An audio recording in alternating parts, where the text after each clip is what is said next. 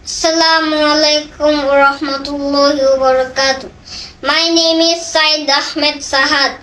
I read in class 2. My madrasa name is Shahin Islamic School and Nurani Madrasa, Gazipur branch.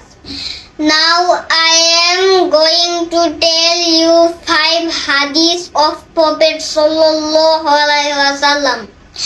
Hadith number 1. Ma asfala minal ka'baini minal izari finnar.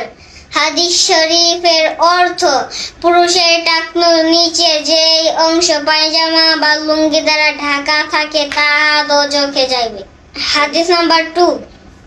আশাদুন নাসি আযাবান ইনদাল্লাহিল মুসাউউরুন। হাদিস শরীফের অর্থ ছবি বানানেওয়ালাগণ আল্লাহ তাআলার নিকট ভীষণ শাস্তি ভোগ করিবে। হাদিস নাম্বার 3। আনা খাতামুন নবিয়্যিন লা নাবিয়্যা বা'দি। হাদিস শরীফের অর্থ আমি শেষ নবী, আমার পরে আর কোনো নবী হবে না। হাদিস নাম্বার 4। মান সাতারা মুসলিমান সাতারাহুল্লাহু ফিদ দুনিয়া ওয়াল আখিরাহ।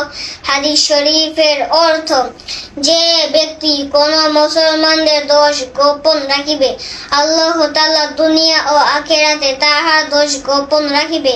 হাদিস নাম্বার 5। আত্তাকিজুয়াল কুবুর মাসাজিদে। হাদিস শরীফের অর্থ কবরকে সিজদা করিও না। আসসালামু আলাইকুম ওয়া রাহমাতুল্লাহি ওয়া বারাকাতুহু।